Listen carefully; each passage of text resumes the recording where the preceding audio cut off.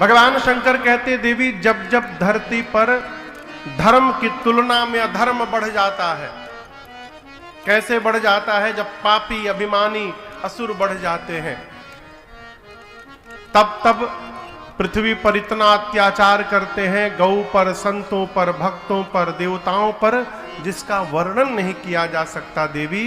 तब तब भगवान विविध रूप धारण करके धरती पर आते हैं। और यहां बताऊं, भगवान 5 रूप में अवतार लेते हैं। कितने रूप में? एक अवतार भगवान का होता है अंश से, उसको अंशा अवतार कहते हैं। वराह अवतार सुने हैं आप लोग? पृथ्वी को बचाने के लिए हम लोग कहां गए थे? हो भगवान वराह का अवतार हुआ था वहां पर नेपाल में, विराटनगर से।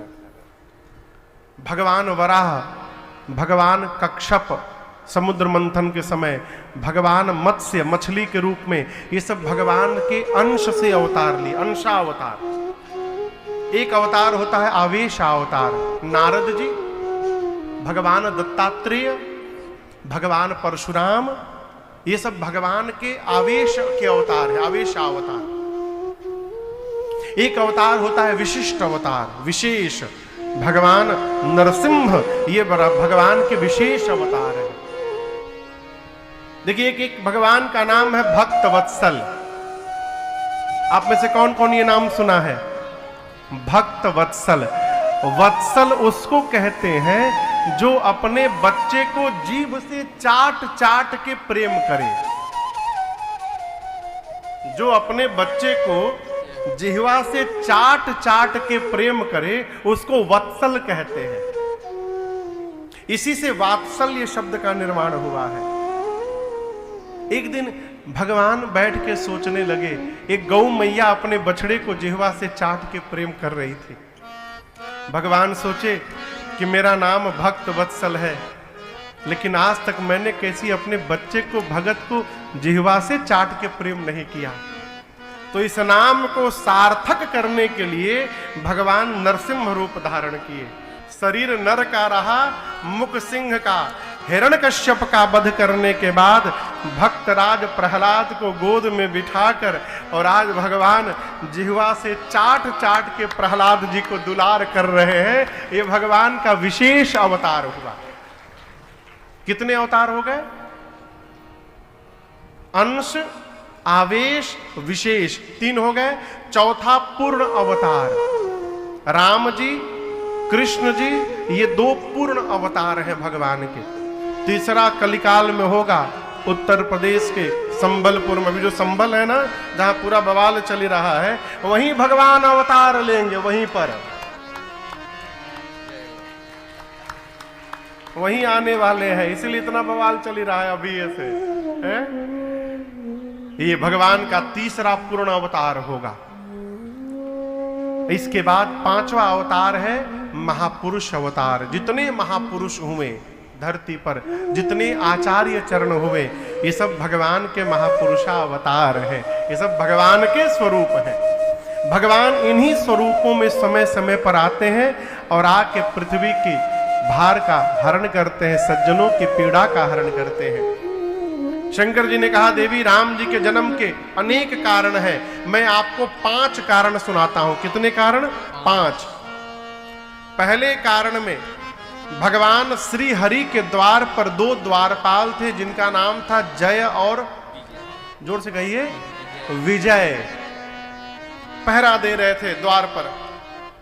एक बार सनकादिक ऋषि चारों भाई दर्शन के लिए गए। जय विजय ने कहा अभी आप भीतर नहीं जा सकते, नो एंट्री है। सनकादिक मुनियों ने कहा हमको रोकते हो भगवत दर्शन में? निकाला कमंडल से जल, श्राप दे दिया, जाओ दोनों असुर बन जाओ। भगवान दौड़ कर आए, कहे क्षमा करिए। क्षमा नहीं प्रभु, असुर तो बनना पड़ेगा, और हमने 3 बार कहा जाने दो, इन्होंने 3 बार मना किया। 1 बार नहीं बनेंगे, 3 बार असुर बनना पड़ेगा। और जब जब ये दोनों असुर बनेंगे, तब तब आपको भी जाना पड़ेगा इन दोनों को उस शरीर से मुक्त करने के लिए। वही जय विजय सतयुग में हिरण्याक्ष और हिरण्यकश्यप बने। तो हिरण्याक्ष के लिए भगवान वराह अवतार लिए और हिरण्यकश्यप के लिए कौन सा अवतार लिए? नरसिंह अवतार, पहला जन्म। दूसरा जन्म त्रेता युग में रावण कुंभकर्ण के रूप में हुआ, जिनके लिए राम जी अवतार लिए। और तीसरा जन्म द्वापर में शिशुपाल और दंत वक्र के रूप में हुआ, जिनके लिए कन्हैया ने अवतार लिया। ये राम जी के जन्म का पहला कारण। दूसरे कारण में जो तुलसी मैया आप देख रहे हैं ना, तुलसी मैया पिछले जन्म में इनका नाम था वृंदा। क्या नाम था? ये भगवान की भक्त थी, लेकिन इनका विवाह मालूम है किससे हुआ था? असुरों के राजा से, जलंधर से। असुरों के राजा से इनका विवाह हो गया। भगवान की भक्त थी, अपने पति के चरणों में निष्ठावान थी और वृंदा मैया के सतीत्व के कवच के कारण कोई भी देवता जलंधर को मार नहीं पाया। देवता जाकर भगवान से प्रार्थना किए, प्रभु मर नहीं रहा है वो, आप कुछ करिए। भगवान ने कहा जाकर आप लोग युद्ध प्रारंभ करिए। देवता युद्ध करने गए। जलंधर जैसे चला घर से युद्ध करने, तो वृंदा मैया ने आरती उतारी और कहा, प्रभु आपकी कुशलता के लिए मैं पूजन में बैठने जा रही हूं, और जब तक मैं पूजन में रहूंगी आपका युद्ध में कोई बाल बांका नहीं कर सकता है। जलंधर गया युद्ध करने, मां वृंदा पूजा में बैठ गई। युद्ध प्रारंभ हुआ। थोड़ी देर बाद भगवान श्री हरि ही जलंधर का रूप धारण करके वृंदा के पास चले आए। वृंदा मैया ने पति का चेहरा देखा, पूजा छोड़ के उठ गई, और जैसे पूजा को छोड़ा उधर युद्ध में जलंधर मार दिया गया। उसका कटा सिर वृंदा के सामने गिरा। वृंदा मैया तो कांप गई, भगवान से पूछी, कौन हो तुम? भगवान शर्म के मारे अपना सिर नीचे झुका के खड़े हो गए। वृंदा मैया ने कहा, आपने भगवान होकर मेरे साथ छल किया है? शाप देती हूं आपको। जिस प्रकार छल करके आपने मेरे पति को मुझसे आज से दूर किया, एक दिन यही मेरा पति छल करके आपकी पत्नी को आपसे दूर करेगा। और इतना कह के वृंदा मैया ने भगवान को पत्थर का बना दिया श्राप देकर। वहीं पर भगवान शालीग्राम भगवान बन गए पहली बार। भगवान पत्थर के बन गए, हाहाकार मच गया। सभी देवता लक्ष्मी जी आकर प्रार्थना करने लगे, भगवान को पहले जैसा करिए।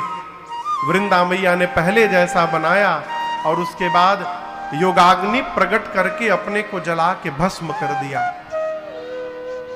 तब वृंदा मैया के शरीर के राख से पहली बार ये तुलसी जी का विरवा वहां प्रकट हुआ। और तब भगवान ने कहा, आज के बाद मेरा एक स्वरूप शालीग्राम का रहेगा, और शालीग्राम जी का विवाह आज के बाद तुलसी जी के साथ किया जाएगा, लक्ष्मी जी के साथ नहीं किया जाएगा। और भगवान ने यह भी कहा कि जब तक मेरे भोग में तुलसी दल नहीं अर्पित होगा, तब तक मैं कोई भी भोग अब स्वीकार करने वाला नहीं हूं। वही जलंधर, तहां जलंधर रावण भयऊ, रन हति राम परम पद दयऊ। ये राम जी के जन्म का दूसरा कारण। आगे का प्रसंग बड़ा अद्भुत है। इन दो कारणों को शंकर जी थोड़ा कहानी सुनाए थे ना, थोड़ा कहानी सुनाए, ऐसा हुआ वैसा हुआ। तीसरे कारण को एक लाइन में सुना गए। देवी, नारद शाप दीन एक बारा, कलप एक ते लगी अवतार। एक बार देवी नारद जी ने भगवान को शाप दे दिया था, इसीलिए भगवान को अवतार लेना पड़ा। ये तीसरा कारण। अब चौथा कारण सुनिए। मां ने कहा, रुकिए रुकिए रुकिए, क्या कहा आपने? नारद जी ने? नारद जी भगवान के भगत हैं, मेरे गुरु जी हैं। नारद जी ने भगवान को शाप दे दिया।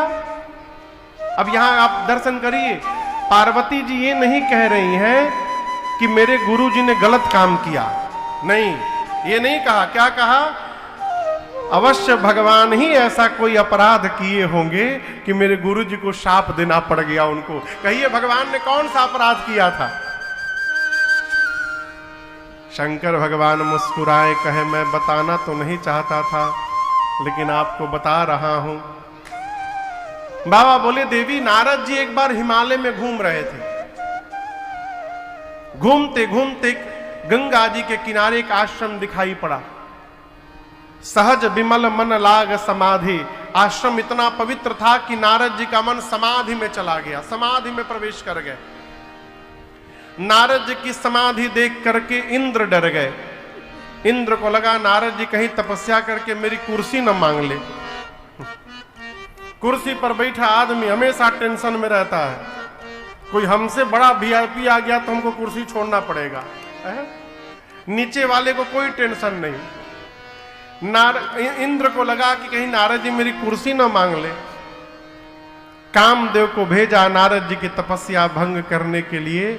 लेकिन आप याद रखिएगा, भगवान जिसकी रक्षा करेंगे उसका कोई क्या बिगाड़ सकता है।